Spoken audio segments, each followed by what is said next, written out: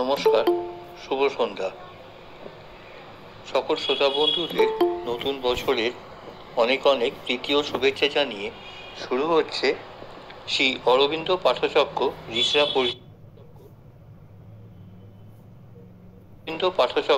রিসরা পরিচালিত আজকের অনুষ্ঠান। আজ শ্রী সন্দীপ মজুমদার আলোচনা করবেন fate shall be changed by an unchanging will, নিয়তি লঙ্ঘিত হবে অলঙ্গ পৌরুষে, এই বিষয়ের ওপর। তার আগে আমরা একটা গান শুনে নেব।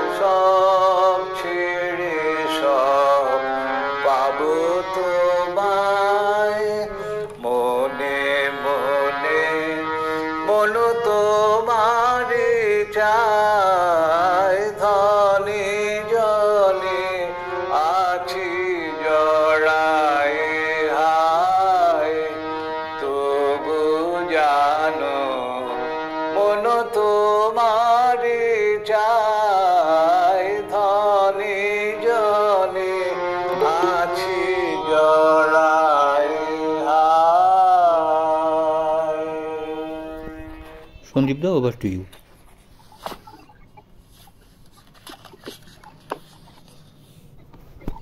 নমস্কার। রিসরা শ্রী অরবিন্দ পাঠচক্র পরিচালিত আজকের সন্ধ্যায়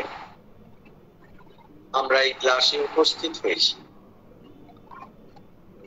আজকের বিষয় শ্রী অরবিন্দ রচিত সাবিত্রী, বুক 3, canto 4, the vision and the book, তৃতীয় পর্ব, চতুর্থ স্বর্গ, দিব্য দর্শন এবং বড়লাভ। সেখানে একটি লাইন নেওয়া হয়েছে, fate shall be changed by an unchanging will। শ্রদ্ধেয় নলিনীদা বাংলায় অনুবাদ করেছেন, নিয়তি লঙ্ঘিত হবে অলঙ্ঘ পৌরুষে। এই লাইনটির আগে তিনটে লাইন একটু আমি পড়ে নিচ্ছি, তারপর আমরা আলোচনায় আসবো। A seed shall be sown in day's tremendous hour, মৃত্যুর করালো কালো গর্ভে নববীজ, a branch of heaven transplant to human soil, তবে উক্ত সর্বতরু হতে শাখা এক এই পৃথিবীকে, nature shall overlap her mortal step, it shall be changed by an unchanging will. এই পৃথিবীকে রোপিত বর্ধিত উত্তরী মর্তের গতি চলিবে প্রকৃতি,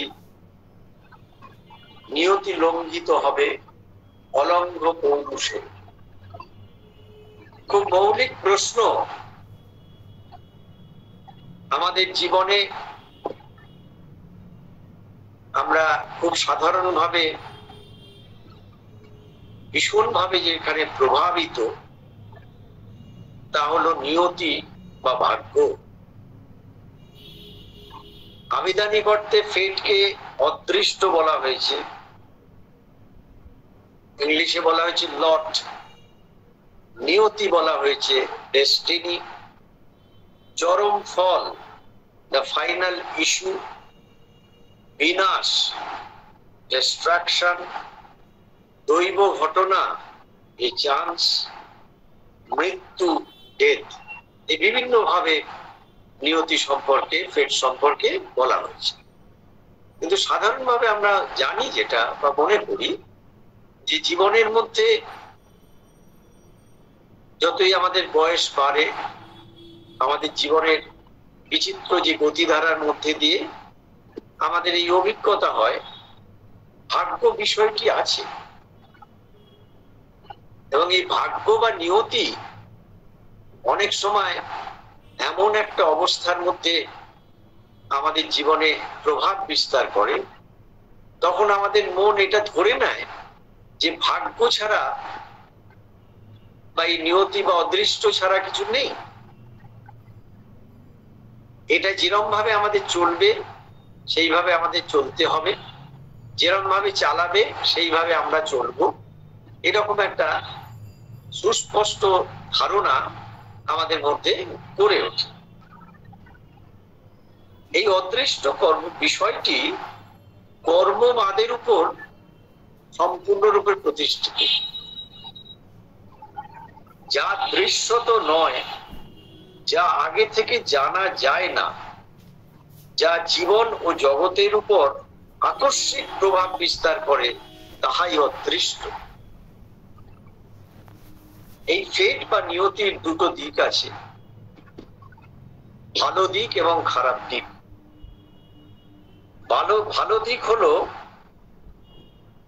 যে কোনো অবস্থা থেকে একটা উন্নত বা সুবিধাজনক অবস্থায় যদি ব্যক্তি মানুষকে উঠিয়ে দেয়া যায়, তাহলে বলা হয় নিয়তির ভালো দিক। এবং সেটা সমষ্টিগত ক্ষেত্রেও হতে পারে, কোন জাতিসত্তার ক্ষেত্রেও হতে পারে। আর খারাপ দিক হলো বর্তমান অবস্থা থেকে অনুন্নত অবস্থায় বা বিপর্যয়ের মধ্যে যদি ফেলে দেওয়া হয়, সেটা নিয়তির খারাপ দিক বা অদৃষ্টের খারাপ দিক। শ্রী অরবিন্দ ফেট এন্ড ফ্রি উইল এই বিষয়ে বিস্তৃত লিখেছেন। তা আমরা এখানে প্রথমে শ্রীরামকৃষ্ণের একটি কথাকে স্মরণ করতে পারি। ঠাকুর শ্রীরামকৃষ্ণ অবতার বরিষ্ঠায় তিনি বলছেন যে কৃপার হাওয়া বইছে সর্বদা সর্বত্র, তুমি শুধু পালটা তোমার তুলে দাও, যাতে তুমি সেই কৃপার হাওয়ার মধ্যে দিয়ে স্বচ্ছন্দে তোমার আধ্যাত্মিক যে গতি, জীবনের যে উন্নতির পথ, ঈশ্বরাভিমুখী যে পথ, ভগবানের দিকে তুমি সহজে চলে যেতে পারে। কিন্তু প্রশ্ন হচ্ছে এই কৃপার হাওয়া এটা বুঝতে গেলেও একটা চেতনার অবস্থা আসা দরকার। খুব অনুন্নত অবস্থায়, খুব অজ্ঞান অবস্থায় ভগবানের কৃপাকে আমরা অনেক সময় ভুল করে অন্যভাবে বুঝে ফেলি। তাই সেই জন্যে একটা তন্নিষ্ঠ সাধনার প্রয়োজন হয়। কিন্তু এই কৃপা কি করেন, ভগবত কৃপা আমাদের কাছে কি করেন? সারদা মা বলছেন, শ্রী শ্রীমা সারদা মা বলছেন, ধরো তোমার যদি একটা তরোয়ালের কোপে হাতটা কাটা যেত, এই কৃপার প্রভাবে হয়তো সামান্য একটু নখটা কেটে গেল। এটা হচ্ছে কৃপার গুণ। অর্থাৎ অনেক বড় বিপর্যয়, অনেক বড় বিপদ থেকে এই ভগবত কৃপা মানুষকে রক্ষা করছেন, মানুষকে প্রতি মুহূর্তে সাহায্য করছেন ঊর্ধ্বের জীবনের দিকে নিয়ে যাওয়ার জন্য। কিন্তু তার জন্য তন্নিষ্ঠ সাধনার প্রয়োজন। আমাদের সাধারণ অজ্ঞান জীবনে আমরা খুব সহজেই ফেট বা নিয়তির উপর, অদৃষ্টের উপর নির্ভর করি আমরা। কারণ ফেট বা নিয়তি এমন এক প্রাকৃত শক্তির প্রবাহ যাতে অতিক্রম করার মতো যথেষ্ট শক্তি বা জ্ঞান আমাদের থাকে না। যার জন্য একটি কথা বলা হয় ইংলিশে, খুব প্রচলিত কথা, as you sow, so you reap। অর্থাৎ তুমি যা করবে, যেমন করবে তেমনটি ফল পাবে। বাংলায় বলা হয় যেমন বপন করো তেমন ফসল কাটো। এই প্রবাদটির অর্থ হলো মানুষের কর্মফল তার কাজের উপর তার জীবনকে নির্ভর করে। তুমি যা করবে তার ফলস্বরূপ সেটাই পাবে। এটি একটি সাধারণ এবং জনপ্রিয় প্রবাদ। তাই বলা হয় তুমি ভালো কাজ করলে ভালো ফল পাবে, আর খারাপ কাজ করলে খারাপ কাজ পাবে, খারাপ ফল পাবে। কিন্তু বাস্তবে একটা মৌলিক প্রশ্ন এসে দেখা যায়, এবং এই প্রশ্ন আমরা সচরাচর করিও। বাস্তব জীবনে দেখা যায় খুব সৎ জীবন যাপন করে, ভালো কাজ করে কেউ কেউ খুব কষ্টে জীবন কাটাচ্ছে, আবার খুব অসৎ জীবন যাপন করে, খারাপ কাজ করে বেশ সুখে স্বাচ্ছন্দ্যে কেউ কেউ জীবন কাটাচ্ছে। এখন এই যে কষ্টে জীবন কাটাচ্ছে, সুখে স্বাচ্ছন্দ্যে জীবন কাটাচ্ছে, এটা আমাদের সাময়িক একটা তাৎক্ষণিক দৃষ্টি দিয়ে আমরা একটা বিচার করে ফেলি। তার আন্তর্জীবন, তার ভেতরের যে অবস্থাটা, সেটা তো আমরা দেখতে পাই না, বুঝতে পারি না।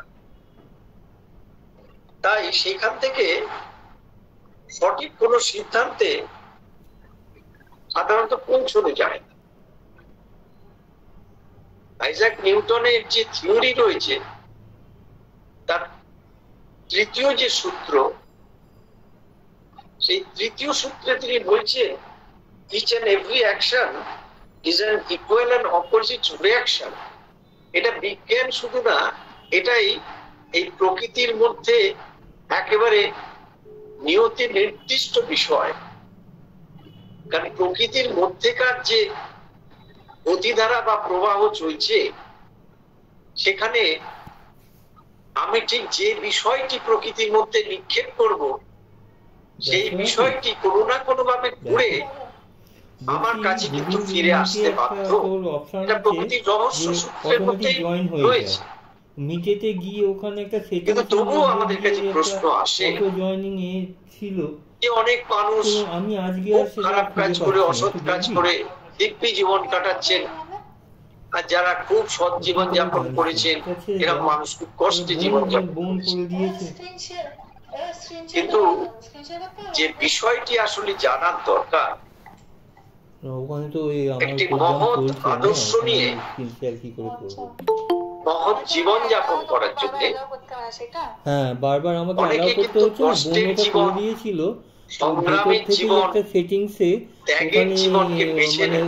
উইদাউট আস্কিং আর কি, জয়েন উইদাউট কারণ আস্কিং তার এর বলে অন্তরের অপশন ছিল, মধ্যে কিন্তু আজকে আর সেই সেটা খুঁজে সত্য পাচ্ছি না প্রতিষ্ঠিত কিছুতে। হয়ে যায়। যে লক্ষ্য তিনি নিয়েছেন হ্যাঁ, সেই ঠিক আছে, লক্ষ্যের ও বোধহয় জন্য বাইরে বেরিয়েছে, ঠিক আছে, তার ছেড়ে জীবনে দে। যা কিছুই ঘটুক না কেন সেটাকে তিনি পূরণ করবেন। হুম, এবং তিনি অন্তরে সেই যে ত্যাগের দৃষ্টির মধ্যে দিয়ে জীবন যাপন করেন, তার মধ্যে যে সম্পদ তিনি অর্জন করেন অন্তরে, সেটা কিন্তু গভীর আনন্দ এবং শান্তি। যে শান্তি, যে আনন্দ কিন্তু তুই খেতে গেছিস সাধারণ এখন? জীবনে মানুষ কখনো পেতে পারে না। কারণ সাধারণ জীবন হচ্ছে প্রকৃতি তাড়িত হ্যাঁ। জীবন। প্রকৃতি তাকে যেভাবে, যে অবস্থায়, যখন করবে, যা করবে, যেরম ভাবে লিখিত আছে সেরম ভাবেই চলবে। এটা কিন্তু সাধনার ক্ষেত্রে কখনোই কিন্তু গ্রহণ করা হয় না। যে কোনো মানুষ একবার যদি তার অন্তরের ক্ষেত্রে একটা সংকল্পিত ইচ্ছা, এই যে আনচেঞ্জিং উইল, যে ইচ্ছা কখনো পরিবর্তিত হয় না। আমাদের ইচ্ছা তো পরিবর্তনশীল। অর্থাৎ আমি আজকে যে ইচ্ছা করলাম, এই মুহূর্তে যে ইচ্ছা করলাম, পরের মুহূর্তে সেটা পাল্টে যেতে পারে।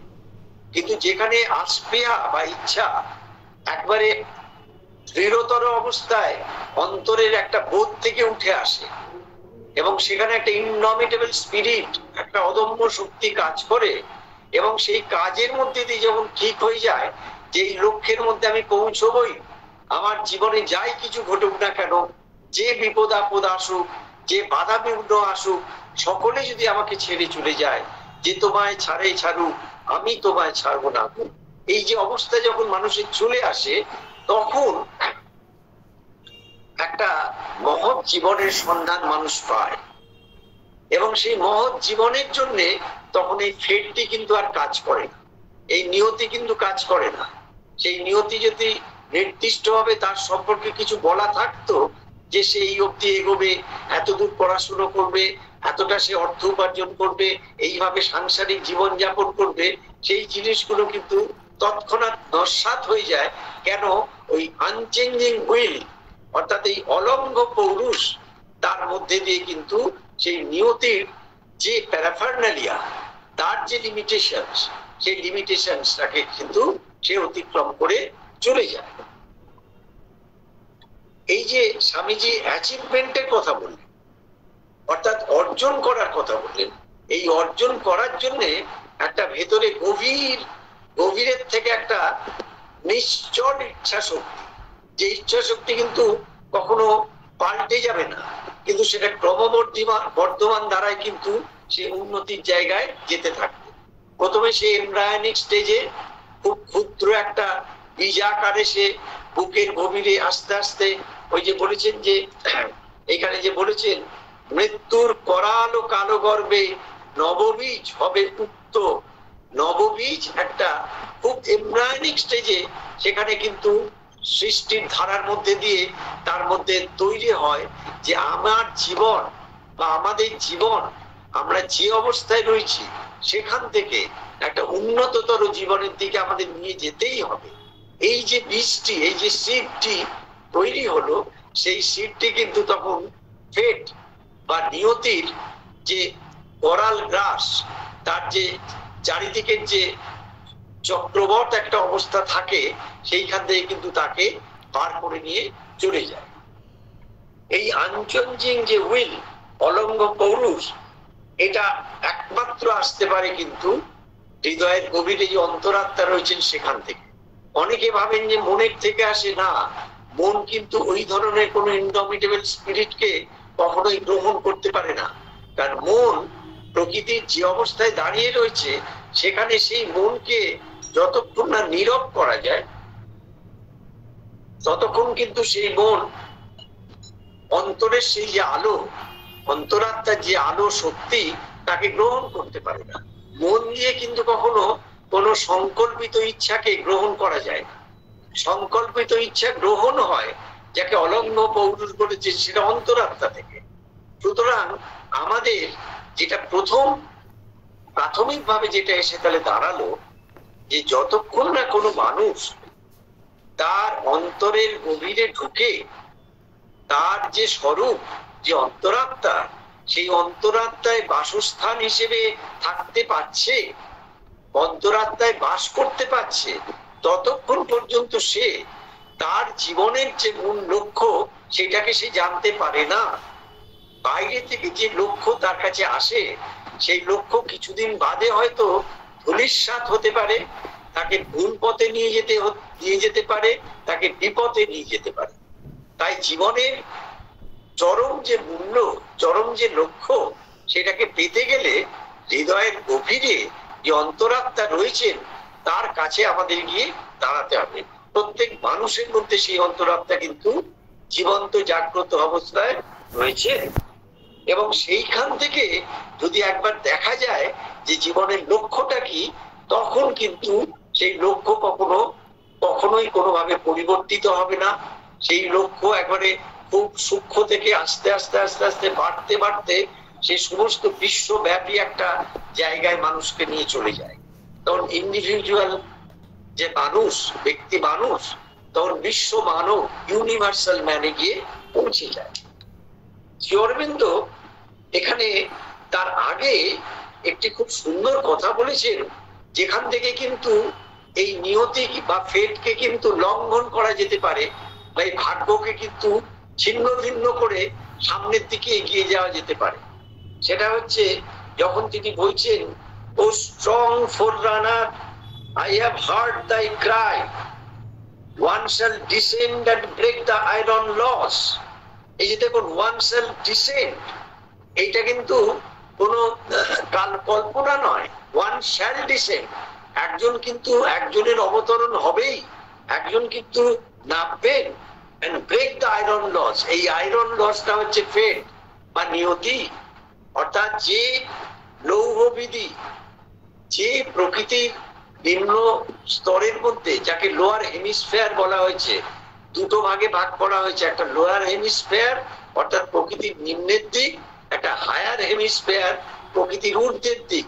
লোয়ার হেমিস্ফিয়ার হচ্ছে যে প্রকৃতি তাড়িত জীবন আমরা সাধারণভাবে যাপন করি, সেইখানে একটা লৌহবিধির মতো নিয়ম শৃঙ্খলা রাখা রয়েছে, যে এই নিয়তির করাল গ্রাসের মধ্যে দিয়ে তোমাকে যেতে হবে, তুমি এত বছর বাঁচবে, তোমার মধ্যে এই জীবনে ঘটবে, তোমাকে এই কষ্ট পেতে হবে, তোমার এই সময় মৃত্যু হবে। কিন্তু যখন মানুষ সাধনোচিত জীবন যাপন করে, যখন মানুষ কৃপার হাওয়ায় নিজের জীবনের পাল্টিকে তুলে দেয়, তখন কিন্তু এই লৌহ বিধিকে অতিক্রম করে সে চলে যায়। কি বলছেন? ও স্ট্রং ফোররানার, হে বীর অগ্রণী, I have heard thy cry, কণ্ঠ শুনেছি তোমার। নলিনীদা অনুবাদ করছেন বাংলা, শ্রদ্ধেয় নলিনীদা এই বাংলা অনুবাদ করে আমাদের কত সুবিধা করে দিয়েছেন। One shall descend and break the iron law, change nature's doom by the lone spirit power। দেখুন, lone spirit power, একমাত্র আত্মশক্তি এবং অন্তরাত্মার শক্তি দিয়ে কিন্তু এই nature's doom, এই যে প্রকৃতির রাজ্যকে পাল্টে দিতে পারবে। A limitless mind that can contain the world, একটা সীমাহীন যে মন তখন সীমার বাইরে চলে যাবে, সে কিন্তু এই পৃথিবীটাকে তৈরি করবে, গঠন করবে। A sweet and violent heart of ardent calms, moved by the passions of the gods shall come। কি বলছেন? হে বীর অগ্রণী, কণ্ঠ শুনেছি তোমার, হবে অবতীর্ণ, দীর্ণ করি লৌহবিধি, চিন্ময়ী দূরিবে আসি, জ্বরের শাসন, দেখা দেবে দেবতারে আবেগ প্রাণিত, প্রদীপ্ত প্রশান্ত ইয়া রুদ্র সুমধুর। অর্থাৎ এই যে দুটো পার্টে উনি ভাগ করে দিলেন, একটা হচ্ছে লাইফ অফ ফেট, ভাগ্য তাড়িত জীবন, একটা লাইফ অফ কনসাসনেস, চেতনার দ্বারা অনুপ্রাণিত জীবন। এই দুটো ভাগে কিন্তু জীবন চলেছে। সাধারণ জীবন চলেছে এই লাইফ অফ ফেট, অর্থাৎ নিয়তিতাড়িত জীবন, ভাগ্যতাড়িত জীবনের মধ্যে দিয়ে। আমাদের মধ্যে বহু শিক্ষিত মানুষ, উচ্চ শিক্ষিত মানুষ জীবনের শেষ পর্বে এসে বলেন যখন যে আর কি করা যাবে, ভাগ্য এইভাবে আমাকে এইখানে এনেছে, তখন একথা পরিষ্কার বলে দেওয়া যায় যে তিনি কিন্তু তার অন্তরাত্মার ডাক পাননি। অন্তরাত্মার যে ডাক, call of the inner god, অর্থাৎ call of the psychic being যাকে বলা হয়েছে, শ্রী অরবিন্দ বলেছেন যে প্রত্যেক মানুষের অন্তরে সেই অন্তরাত্মা ডাক দিচ্ছে, এসো এসো আমার ঘরে, এসো আমার ঘরে। সেই ঘরে যতক্ষণ না প্রবেশ করা হয় ততক্ষণ কিন্তু জীবন সম্পর্কে সঠিকভাবে কিছু জানা যায় না। তাহলে আমরা এখানে দুটি জিনিসকে একটা দেখলাম, একটা হচ্ছে লাইফ অফ ফেট, অর্থাৎ নিয়তিতাড়িত ভাগ্যতাড়িত জীবন, যেটাকে আমরা সারফেস এরিয়া বলতে পারি, জীবনের উপরিভাগের একটা জীবন, প্রকৃতির উপরিভাগের একটা জীবন। আর একটা হচ্ছে জীবনের গভীরের একটা জীবন, অর্থাৎ মানুষের অন্তরের মধ্যে একটা জীবন চলছে, যে জীবনটা কিন্তু চলছে একবারে source of the inner being এবং সাইকিক বিং থেকে, অর্থাৎ অন্তরাত্মা সেখানে কিন্তু মানুষকে পরিচালিত করছে।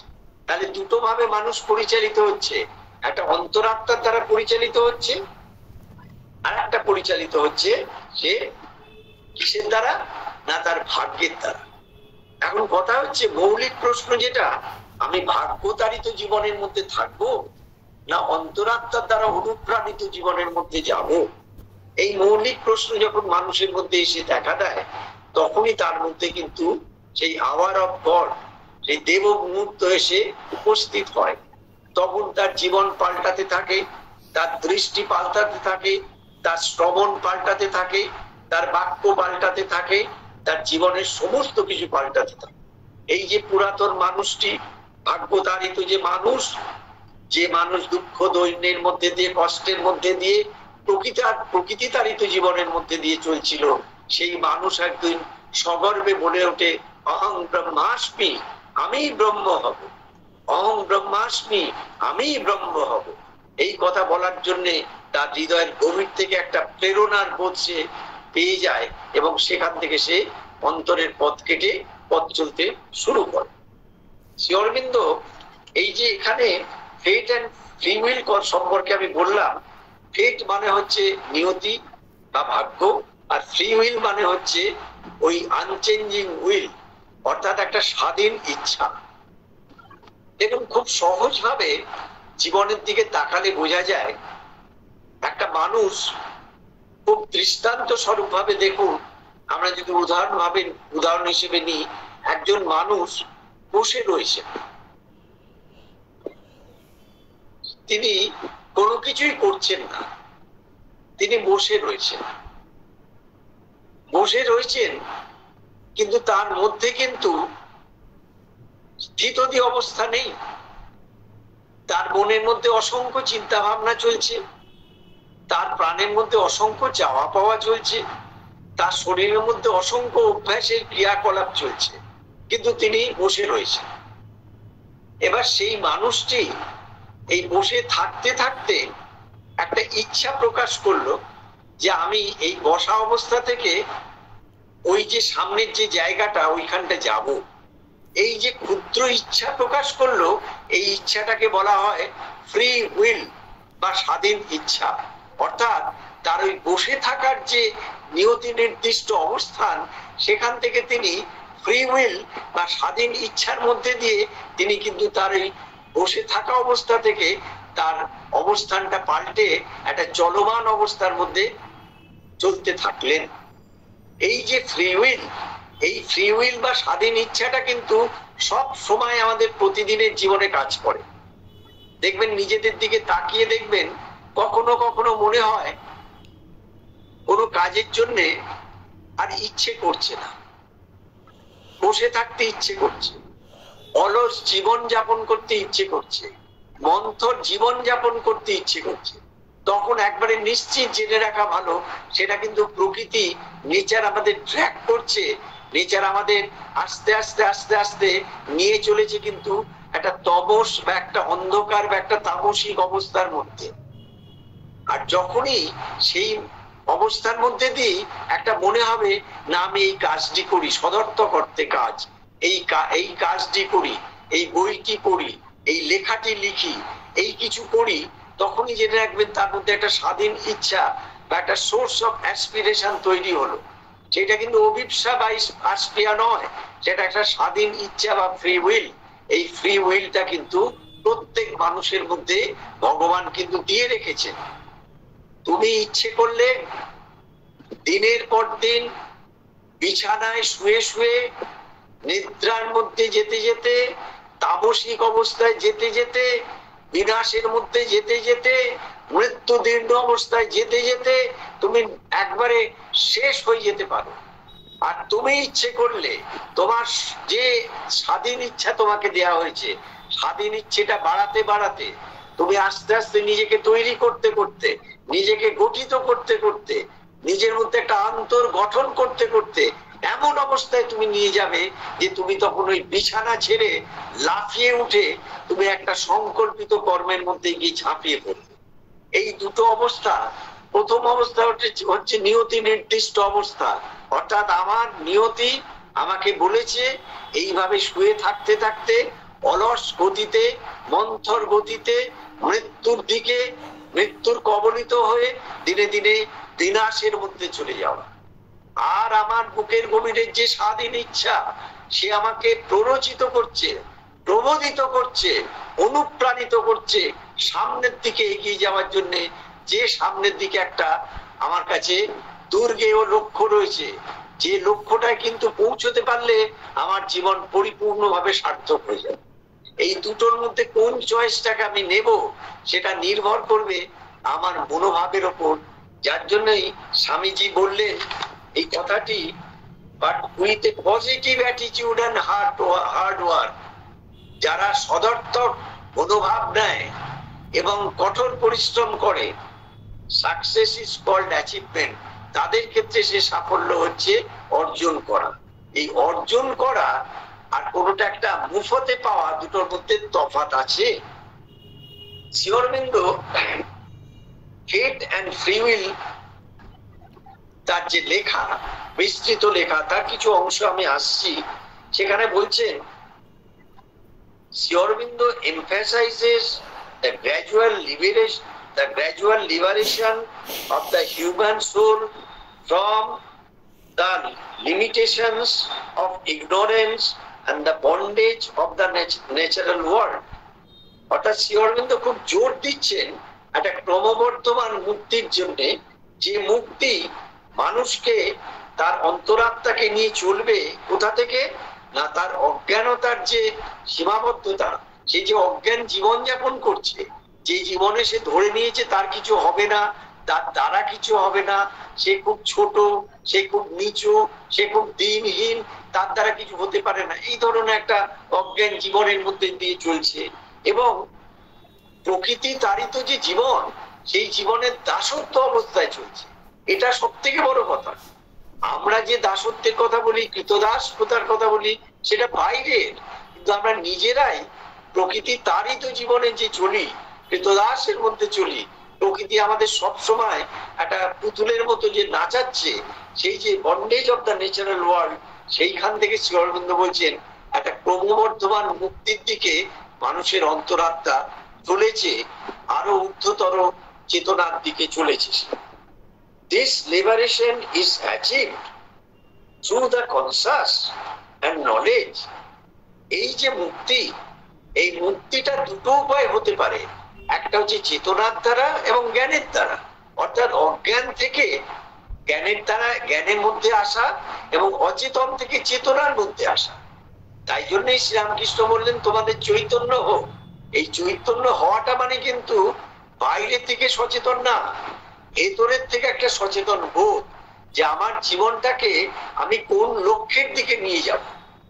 আমি কি বাইরে থেকে শুধু কিছু সম্মান, কিছু সম্পদ, কিছু নামযশ, এইসব প্রতিষ্ঠার মধ্যে যাব, না আমার জীবনটাকে প্রকৃতপক্ষে সমস্ত দিক দিয়ে একটা ঊর্ধ্বতর চেতনার মধ্যে নিয়ে যাব। এই দুটো জায়গা কিন্তু line of demarcation Shri Aurobindo তার পূর্ণযোগের মধ্যে দেখিয়ে দিয়েছেন। এবং কি বলছেন, এই যখন মানুষ এই স্বাধীন বোধের মধ্যে দিয়ে যায়, এই জ্ঞান এবং চেতনার মধ্যে দিয়ে, which aligns the individual with the divine will, তখনই সে একমাত্র ভগবানের ইচ্ছার সাথে মিলিত হয় and allows for greater spiritual growth, এবং সে তখন তার আধ্যাত্মিক সমৃদ্ধির দিকে ধীরে ধীরে এগোতে থাকে। অর্থাৎ আধ্যাত্মিক জীবন এবং আধ্যাত্মিক সমৃদ্ধ যে জীবন, এটা কোনো কাল্পনিক বিষয় নয়। এটা বাইরে থেকে সঠিকভাবে ঠিক বোঝা যায় না, কিন্তু ভেতর থেকে যখন মানুষ একটা সংকল্পিত ইচ্ছা এবং কর্মের মধ্যে দিয়ে তার জীবনকে পরিচালিত করে সচেতন বোধের মধ্যে দিয়ে, তখন তার অন্তরাত্মা তাকে পরিচালনা করে, তার প্রতিটি ক্ষেত্রে, প্রতিটি সত্তার প্রতিটি অংশে সে আস্তে আস্তে অন্ধকারকে দূর করে, অজ্ঞানকে দূর করে, এবং আলোকিত একটা জীবন, এনলাইটেড একটা লাইফ সে পায়। এবং সেই জীবনের মধ্যে একটা শক্তি কাজ করে, একটা আনন্দ কাজ করে, একটা শান্তি কাজ করে। এবং সেই আনন্দ, শান্তি এবং শক্তি, আলো, এই যে জীবন, এই জীবনটা একমাত্র ফ্রি উইল, বা যেটাকে ওই আমাদের সাবিত্রীতে আনচেঞ্জিং উইল বলেছে, সেইটার মধ্যে দিয়ে একমাত্র হতে পারে। তাহলে আমাদের কাছে দুটি কিন্তু সুস্পষ্ট ভাবে হয়ে এলো। একটা হচ্ছে ফেট, লাইফ অফ ফেট, নিয়তি নির্দিষ্ট জীবন, অর্থাৎ আমার জীবনে কিছু হবে না, আমি যে অবস্থায় রয়েছি সেই অবস্থায় আমি ধীরে ধীরে মৃত্যুর দিকে চলে যাব। I am waiting for death, আমি মৃত্যুর জন্য অপেক্ষা করছি। আমার জীবনে আর কোনো উন্নতি হবে না, আমার দ্বারা কিছু হবে না, আমি ধীরে ধীরে এইরকম একটা মোটামুটি গড়ডালিকা প্রবাহের জীবন যাপন করতে করতে আমি ধীরে ধীরে মৃত্যুর দিকে চলে যাব। এটা হচ্ছে লাইফ অফ ফেট, এটা হচ্ছে নিয়তি নির্দিষ্ট জীবন। কিন্তু সেই নিয়তি নির্দিষ্ট জীবনকে লঙ্ঘন করবে কে? আনচেঞ্জিং উইল, অলঙ্ঘ পৌরুষ, যাকে শ্রী অরবিন্দ ফ্রি উইল বলেছেন। এই ফ্রি উইল কিন্তু সমস্ত মানুষের জীবনে দেয়া রয়েছে তার অন্তরাত্মার কেন্দ্রবিন্দুতে। এখন সে কি করবে সেটা তার নিজস্ব বিষয়। কারণ শ্রী অরবিন্দ নিজে বলছেন, life is a perpetual choice in between truth and falsehood, in between light and darkness, in between ananda and sorrow। এই যে বিপরীত যে জিনিসগুলো আমাদের কাছে জীবনে এসে দাঁড়ায়, একটা হচ্ছে সত্য এবং মিথ্যা, আলো এবং অন্ধকার, আনন্দ এবং বেদনা। আমি কোনটা নিয়ে চলবো? আমি যদি লাইফ অফ ফেটে চলি, নিয়তি নির্দিষ্ট জীবনে চলি, ভাগ্যের দ্বারা প্রভাবিত হয়ে জীবনে চলি, তাহলে আমার মিথ্যার জীবন, আমার অন্ধকার জীবন, আমার বেদনার জীবন, এই জীবন আমাকে পেতে হবে। আর আমি যদি ফ্রি উইল বা আনচেঞ্জিং উইলের জীবনটা নিই, তাহলে আমি সত্যের জীবন পাবো, আমি আলোর জীবন পাবো, আমি আনন্দের জীবন পাবো। এবার আমি কোনটা নির্বাচন করব তার উপর নির্ভর করবে কিন্তু আমার জীবনের কনসিকুয়েন্সেস বা জীবনের অবস্থা।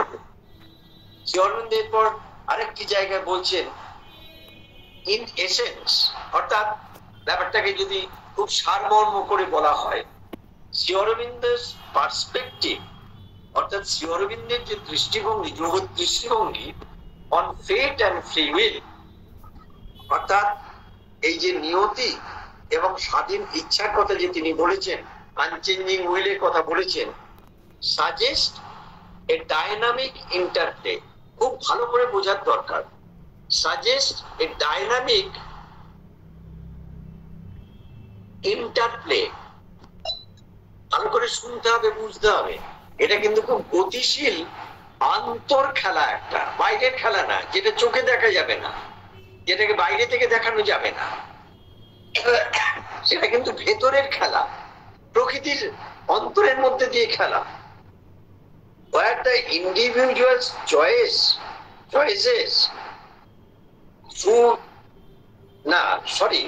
dynamic interplay between universal law and individual potentiality।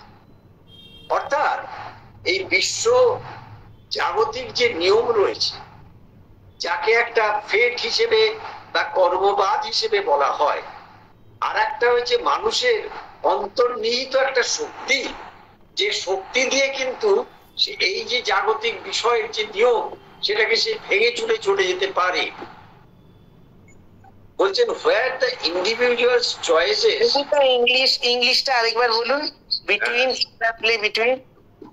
between universal law and individual potentiality। Universal law মানে কি?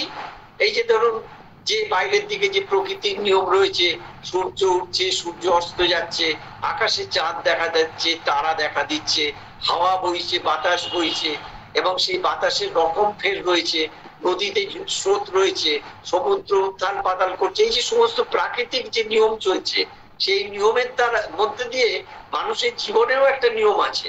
সে যখন শৈশবে জন্মাচ্ছে, তার জন্ম মুহূর্তটাই একটা রহস্য। কেন সে কোথায় জন্মাচ্ছে তার উপর নির্ভর করছে তার ভবিষ্যতের জীবনটা।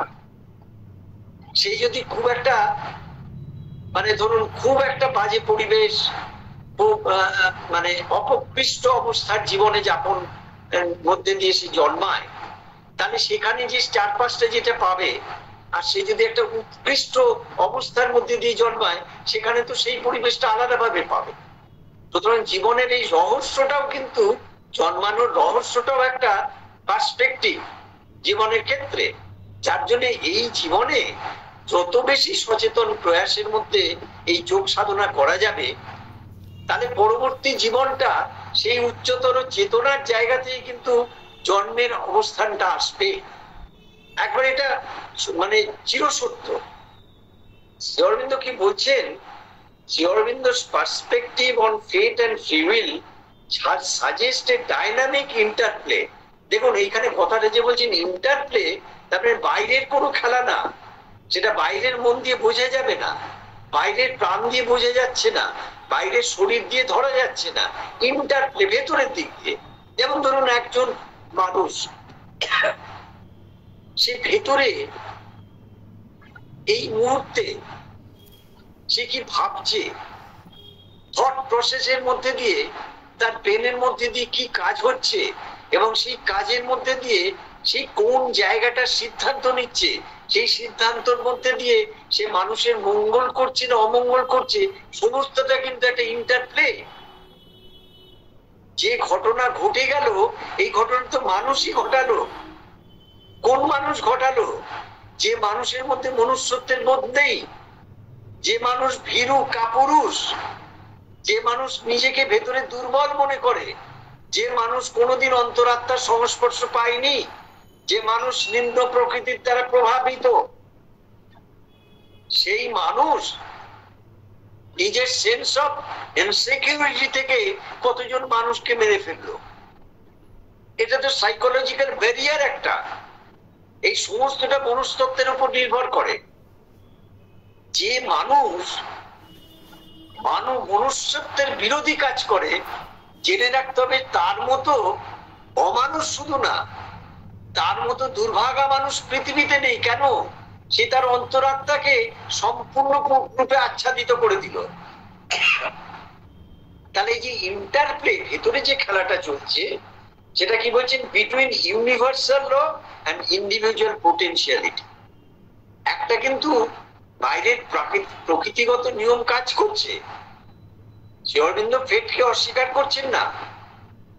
শ্রী অরবিন্দ এমনও কথা বলছেন যে আন্তর্জাতিক খ্যাতি সম্পন্ন জ্যোতিষশাস্ত্রবিদ কিরোর কথা দিয়ে শ্রী অরবিন্দ বলছেন, ওয়েস্টার্ন একজন অ্যাস্ট্রোলজার কিরো, তার প্রচুর মানে গবেষণা রয়েছে, লেখা রয়েছে, প্রচুর তার বিষয় রয়েছে। তিনি বলছেন কিরোর সমস্ত গবেষণাকে ভালো করে বিশ্লেষণ করে দেখা গেছে তার প্রেডিকশনের 10টার মধ্যে 5টা ঠিক হয়েছে, 5টা ভুল হয়েছে।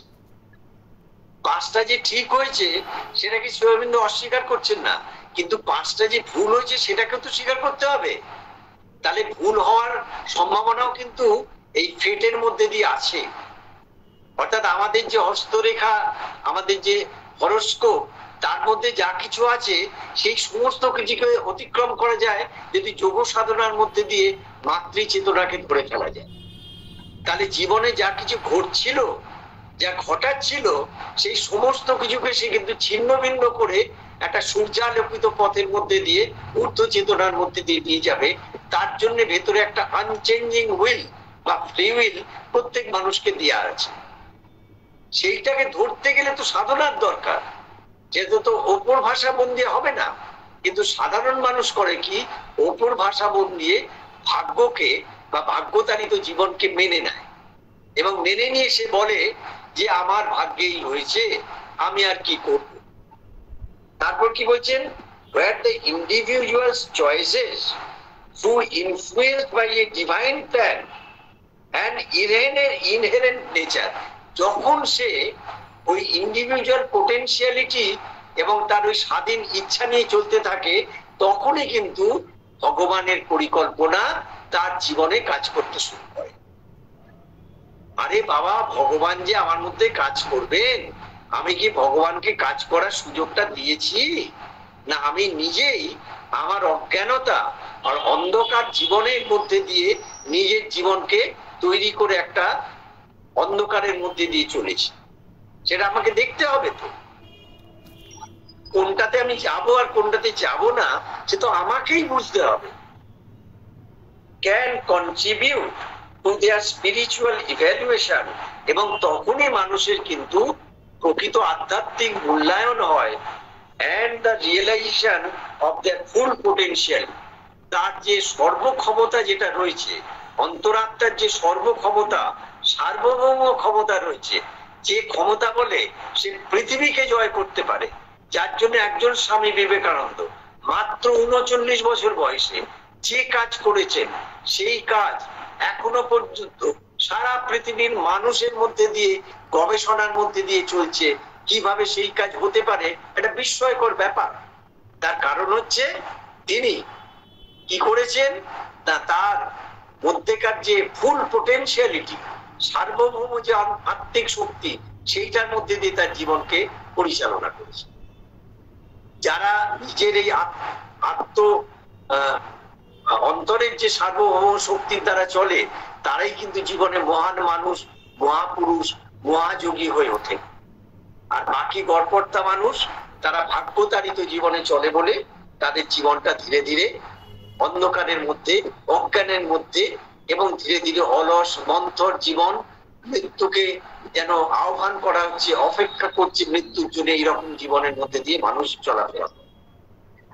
তাই আমরা যারা শ্রী অরবিন্দ শ্রীমায়ের পূর্ণযোগ সাধনার অনুগামী হিসেবে নিজেদের মনে করি, বা অন্তত মনে করি যে শ্রী অরবিন্দ শ্রীমায়ের করুণার আশ্রয়ে আমাদের জীবন চলছে, তা আমরা তাতে যেন আমরা কখনো ফেট বা এই অদৃষ্টকে কিন্তু কখনো জীবনের একটা মূল প্রভাব হিসেবে গ্রহণ না করি। ফেটকে অস্বীকার করা নয়, কিন্তু ফেটকে লঙ্ঘন করার কিন্তু শক্তি মা আমাদের মধ্যে দিয়েছে। সেই মাতৃ চেতনার সমস্ত সংযুক্ত শক্তি রয়েছে আমাদের অন্তরাত্মার মধ্যে। সেই অন্তরাত্মার সাথে যদি সংযোগ সাধন করা যায়, তাহলে অন্তরাত্মা প্রকৃতিতাড়িত সমস্ত জীবনের যে দুর্লঙ্ঘ বিষয়, যে এই যে ভাগ্যতাড়িত যে বিষয়, সেইগুলোকে একবারে ছিন্ন ভিন্ন করে দিয়ে তার সেই সুদূরের যে সুনিশ্চিত লক্ষ্য, আলোকিত যে লক্ষ্য, যাকে সানলিট পথ বলেছেন, সেই লক্ষ্যের দিকে অতি মানস আলোর দিকে আমাদের সকলকে ধীরে ধীরে পৌঁছে দেবে। সুতরাং আজকের যে আলোচনা, ফেট শ্যাল বি চেঞ্জড, এই চেঞ্জড কথাটার উপর কিন্তু আমাদের এমফাসিস করতে হবে।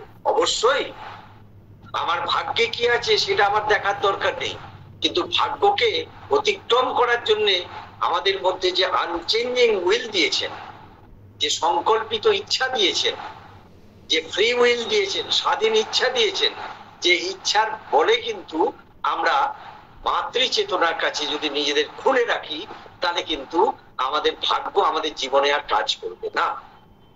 আপনারা জানেন একটা সময় আশ্রমে একজন আন্তর্জাতিক খ্যাতি সম্পন্ন জ্যোতিষী এসেছিলেন। তা সেই জ্যোতিষী একবার ইচ্ছা প্রকাশ করলেন যে শ্রী অরবিন্দের হরোস্কোপ তিনি দেখবেন বা সেটা নিয়ে বিশ্লেষণ করবেন। শ্রী অরবিন্দ কিরম ভাবে সহজ ভাবে বললেন, ঠিক আছে দেখুন অবস্থাটা দেখা যাক। তা সেই জ্যোতিষী অনেক বিচার বিশ্লেষণ করে শ্রী অরবিন্দের বয়সের একটা জায়গায় দাঁড়িয়ে দিয়ে বলে দিলেন যে এইখানে জীবনটা থেমে যাবে, অর্থাৎ মৃত্যু হবে। কিন্তু দেখা গেল সেই সব তারিখ, সেই সব তার সমস্ত অতিক্রম করে শ্রী অরবিন্দ স্বচ্ছন্দে তার পূর্ণযোগ সাধনায় এগিয়ে চলল, এবং সেটা অনেকটা বছর পেরিয়ে তিনি এগিয়ে চললেন। এবং আপনারা জানেন শ্রী অরবিন্দ নিজের ইচ্ছাতে ইচ্ছা মৃত্যুকে তিনি গ্রহণ করলেন, যাতে পৃথিবীর মানুষের মধ্যে অতিমানুষ চেতনা ত্বরান্বিত হয়ে সমগ্র মানব জাতিকে মুক্তির জায়গায় নিয়ে যেতে পারে।